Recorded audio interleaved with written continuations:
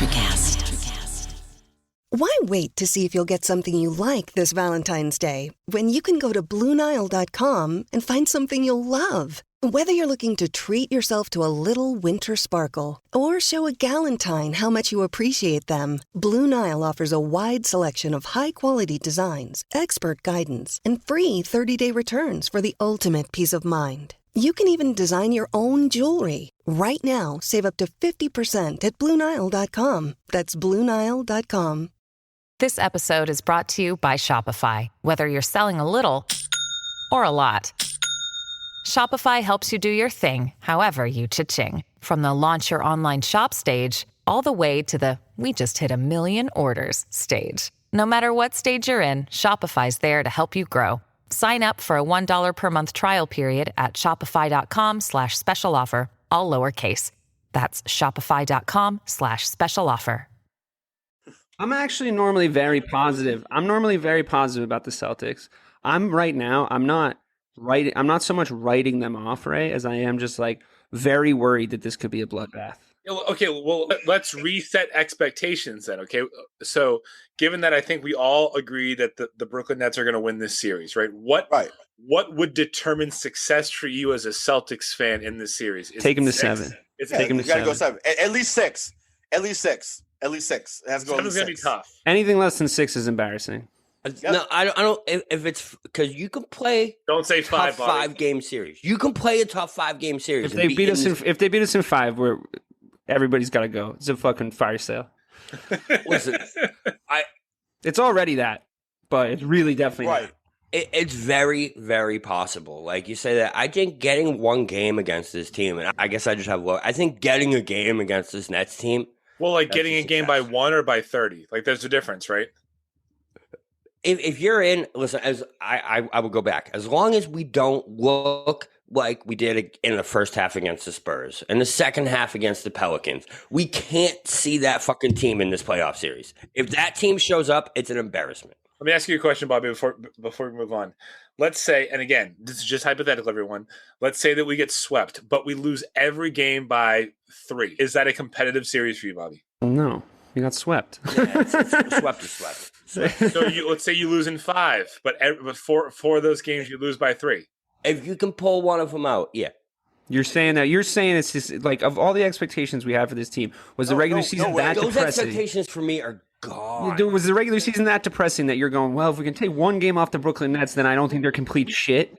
We lost. I don't know if you guys. There was the Cavs who had lost 13 straight. There was the Magic who. We have lost to teams that are the worst teams I've seen play basketball in a long time. In a 1 week. So yes, that entire stretch just threw it out the fucking window. It has been a weird year, though. To Ray's point, it has been a weird year. It's been a weird year for everybody. Like that there's teams in the West that have a legitimate chance of winning the whole thing. That just had a play in with the Golden State Warriors. Like I could see the Lakers going and win another championship this year. Can you? And I get it. It's been a weird fucking year. And Brooklyn hasn't won games that it was supposed to, and we've lost games that we were supposed to win. Granted, and it's been a very frustrating product to watch. But I do see Ray's point in the sense that it's been a weird year, and anything can happen in the playoffs, especially in round 1. Round 1's weird as fuck. It always has been. Honestly, and I'm gonna put this out there as a hot take right now. If they do go 6, don't be. That means that Boston's gonna win game 1. I got Boston winning game 1. I'm putting it on wax right now. Because the game, that's the game the teams are most vulnerable. You gotta steal game 1 on the road. That's the game. You catch them slipping. Orlando did it to Toronto a couple years ago when DJ Augustin hit the Plus, game. we just played. Yeah, we just played, we have the momentum, so to speak, because, we've been playing more, playoff basketball, so to speak. I just think between the rest, the way that Kemba's been playing, the way Tatum's been playing, and then, like I said, how Fournier has stepped up. Like, I'm not counting on Time Lord because I just feel like he's just not going to be there. Tristan Thompson was awesome the other night as well. He had 10 points. Yeah, he's been playing better. 12 points, 10 rebounds. So that's what we envisioned when they signed him. And I just think that's something that's going to be huge. And, so as long as you have that 8-man rotation and, those guys play. Because that's another thing, too. When Horseshoes is forced to actually coach and actually keep a rotation, that's when results actually happen. So that's why even in that game against New York last Sunday, right, all the guys were out, but that was a horseshoe special. Those guys were down 15. They go on a 15-0 run. They come back and like, man, what happened? Like, wait, this team is actually playing hard. Yes, because when he has guys that buys into him, they're damn near unstoppable. But it's when it's like, well, man, fuck it, man. I'm not doing what you do. I'm gonna go play. I'm gonna do hero ball. I'm gonna do this. It's like, no, buy into what Horseshoes is saying. You might actually win a game or two. Who knows? Couple of things. If you go back and listen to our interview with Steve Bulpett from the Herald, you can find that in the show notes. He talks a little bit about people buying in and what the record is, and then hero ball. And again, it's not malicious. To your other point, though, Bobby, you have made fake money off of the Celtics this year, playing well against better teams. Now they have it. So now they have an entire series predicated against better team. And my next point, it's a double-edged question. So, Ray, I'm going to go to you. Brooklyn's been averaging 118 points a game, right? They are the Celtics can't score 118 points on their best fucking night. They are an offensive juggernaut. However, their kryptonite, though, would be their defense. They allow 114 points a game, throughout the entire season. So, do the Celtics have enough either offensive firepower, or can they muster enough defensive stamina throughout the course of a 7-game series to bring this to 7, Ray? They still have guys. They still have 3 guys that get you 20 a night. Like Fournier, Kemba, and Tatum. So those are 3 guys that get you 20 on any given night. We can joke about Smart all we want because like Smart, obviously, we don't want Smart shooting the ball, but he randomly can get you 25 in the game. He did it against Cleveland a few years back. He did it against Toronto last year. Like there's going to be moments when he has a game or a moment, and you're like, oh, okay, like that's why we keep him around. But they still have 3 legitimate guys that can get you at least 18 to 20. Yeah, you know what? Fuck it. I'm with Ray. Celtics in 6. Let's go. Run it.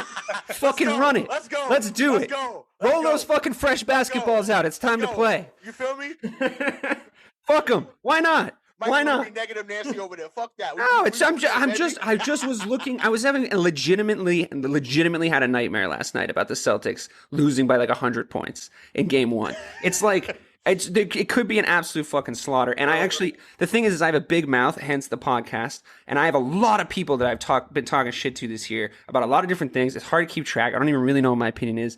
But I'm going to get a lot of shit if the Celtics get embarrassed, and I don't want that to happen. So, yeah, fuck it. I'm all in. Let's go. I'm on the fucking choo-choo hype train. Choo-choo. So Ray, you just mentioned that the Celtics have 3 people that can put up 60 per night. That's great. Well, 20 each. Yeah, I know. Bobby, the big 3 in Brooklyn average 77 points per game. 25 for Kyrie, 26 for KD. Playoffs. Y'all keep talking about how Harden disappears. What are we talking about? So that if you take, I don't think he's going to disappear though. I don't think he's gonna. No, maybe he does it, but okay. So 77 a game, great. So if you take away his 25 and maybe it's down to like 18, is that not more manageable? This is dangerous math. You can't be doing this math. You got to just go play the game. But he's had terrible games in the playoffs. Harden got that label when he was by himself iso ball in Houston. He disappeared in that situation 100% of the time.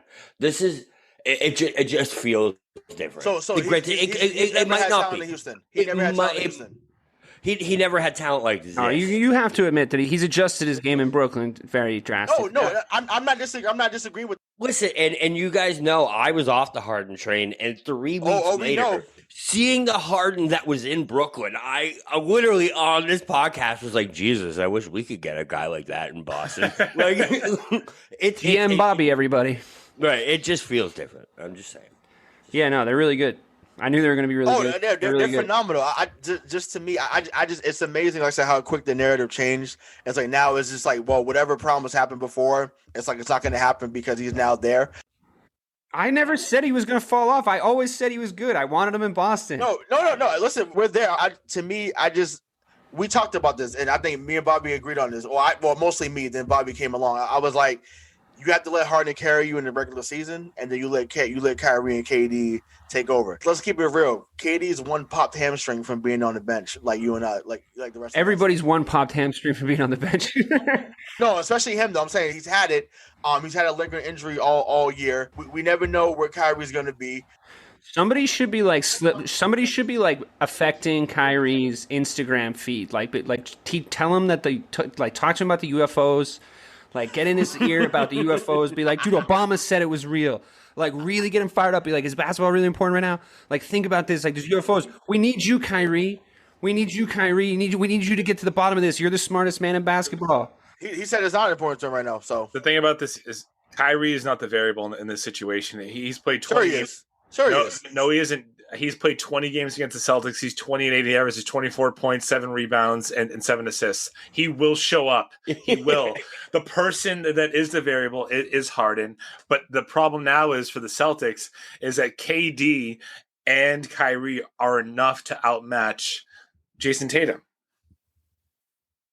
A lot less than KD and Kyrie have been enough to outmatch this current Celtics team, I think, is our issue. But I do agree. I think we got nothing to lose at this point. We got into the playoffs. Once you're in the dance, you're in the dance. Let's go. Maybe we do fucking win. But I'd like to see him at least take it at 7. Can I be honest? Like I haven't been honest already. We're talking about Kyrie, KD, and Harden. You know who's really going to kill us? It's really Joe Harris. We're talking about these guys. It's not going to be the guys that we expect. It's never that with the Celtics team. It's always it's going to be a Joe Harris.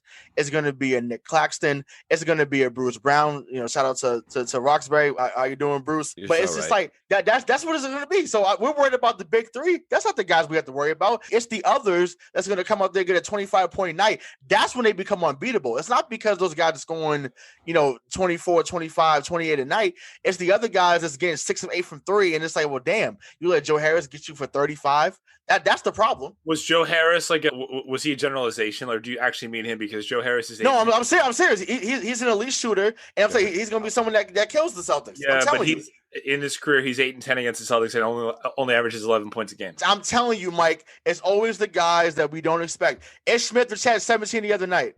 It's a joke. Remember the Buck series? It was the guy that was from fucking Walpole. What was his name? Connington or? Oh yeah, Pat Connaughton. Yeah, Pat Connaughton. Right. I had looking like Larry Bird Jr. It's a joke. It's a joke. No, it's ridiculous. The only thing that I will say is when it comes to Brad Stevens, I do agree that this is when he coaches at his best, and this has been the consistent from day one since he got to Boston. Is when this team is at when someone's hurt. They just seem to have a different energy about them. And I don't know if you guys remember during that Hayward, Tatum, that whole run where we had everyone, whenever they all played together, they played like shit. As soon as one got hurt and got taken out of that lineup, we were a better team. It was like clockwork. Like you knew if someone was out, they were going to play better. I mean, if there ever was a series for our narratives that we've all kind of spewed throughout the last year to fit, it's this one, right? It's Brad Stevens outperforms expectations when they're low. You can't get it. You can't walk into a series with much lower expectations than this one. I hope that is true. It feels like it is. So let's just go, quickly around. DK, I'll give you just a little bit of a final thought. What are your series predictions for the Celtics versus the Nets?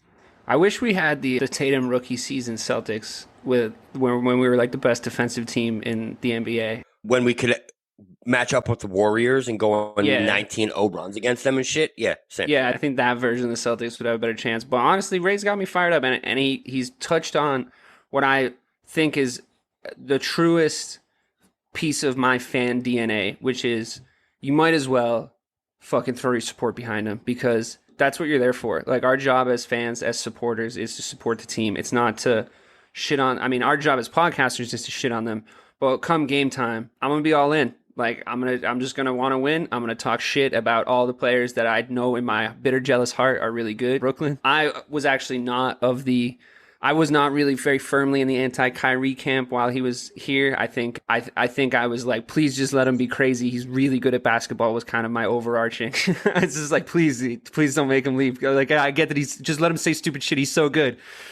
But he left. So fuck him. He plays for the Brooklyn Nets now. And I hope their bus breaks down on the way, but if that doesn't happen, I hope Celtics in 6. Fuck them. Let's do it. All right, Bobby. Prediction. So clear eyes, full hearts can't lose. Yeah, listen. You guys know when it comes to game 1, I'm going to be sitting here with my fucking Celtics high socks on, my fucking Wicked Smart shirt, and I'm going to be all into 100%. I bleed green till I die. They don't have a fucking chance. Nets in 5. That's it. That's all I have. That's literally all I have to say. Nets in 5. And I'll be happy with it. Ray, go ahead and give me your prediction, because it sounds like, and again, first of all, you are a basketball encyclopedia. You're a great resource for us, and you converted DK into picking the Celtics in the series. So you tell me, Celtics-Nets. Yeah, so obviously, listen, my heart's always going to pick Boston. Like that. Let's just put that out there. That's obvious. In my heart of hearts, I believe we're going to get an 09 Celtics-Bulls type series. I mean, like I said, the Nets will win in 7 because they'll just have enough in the end. They'll be in the Barclays Center. It'll be too much, but I expect the type of series, so I'm going to go Nets to 7. I mean, like I said, obviously, there's always variables, but just right now, I'm going to go Nets to 7. So for me, the heart says Celtics in 7. Eye test. I love it, Mike. The eye test says Nets in 4. I mean, that's just I'm going to be rooting for them every game. I know I'm going to catch a lot of shit for it, both on social media and in our group chat about it, but I truly am rooting for them. I just believe that in the NBA, when you have 3 amazing talents like the Nets have, even if one cannot show up, someone like Durant and someone like Kyrie can make up for that. So I just think that, listen, if the Celtics take this in 7, it says a lot about them, and I think that the fire sale that we've all been talking about throughout the season does not happen. No, don't get. You can't say that. If the Celtics win in 7, they still need to go. Everyone's coming back. No. I'll tell you something right now. If the Celtics win in 7, we're all sitting here going, can you guys believe Jason Tatum scored 60 points a game? No one's ever done that before. Right. That's crazy. I'm sorry, Mike. I can't. I would not be. Jason Tatum scored 180 points in Game 6. Can you believe that? Do you remember when his arms stretched like Michael Jordan in Space Jam for that game-winning shot? That was insane, you guys. Facts. I would not be bamboozled. I would not be hoodwinked. I would not be led astray, Mr. Marcangelo. I don't care if they win this series. No, everyone's got to go. Everyone's got to go still. I'm sorry. I can't. Okay, no, I'm not saying like how you feel will change, but what I'm telling you is that if they stretch this and if they win in 7, everyone's coming back. Shit, now I hope they lose. Listen, guys, that's what I'm saying. That's just what's going to happen. So, Please. What do you mean? We beat the Brooklyn Nets. Please. Anyway, here's Grant Williams. Right. Okay. Oh, God. Oh, that's going to do it for this happy-go-lucky Celtics podcast. So for DK Sizzle, Dave Clarke. Wait. What's your take? You never said your prediction. Don't go. He just finished saying it. I said, yeah, you weren't Your listening. short-term memory is worrying. Brain cells, ladies and gentlemen. They're good for you. In case Hopefully our listeners do better than you, because I said heart means Celtics win in 7. I tested Nets win in 4. For the real BK, Bob Kelly, DK Sizzle, Dave Clarke, Hollywood Wale, Rayshawn, Buchanan. Thank you so much for listening to Missing the Point. We'll talk to you later. Miles, are you ready to record our promo for Season 2 of the Wanna Bet podcast? David, have you ever seen a grown man naked? Miles, we're not here to quote lines from Airplane. We're here to tell people that Season 2 starts August 18th. But I like Airplane. I know you do, but Wanna Bet is a sports betting podcast. Each week we bet $1,000 on the NFL teams and games that we love. Well, that sounds like fun. It is fun. And last year you picked over 60% of your games correctly. How'd you do? We're not talking about that. We are telling people that they can find us every Friday. So no more movie quotes. Roger. Electricast. Are you passionate about saving the planet for future generations? Do you want to learn how to do it? If yes, then you need to tune in to the Nature Backed podcast. It's a talk show covering the changing world around us, from renewable energy, sustainable agriculture, circular economy, to ESG and social innovation. Don't miss this opportunity to discover how you can join the movement and make a difference. Subscribe to the Nature Backed podcast today on your favorite platform and get ready to be amazed. Electricast.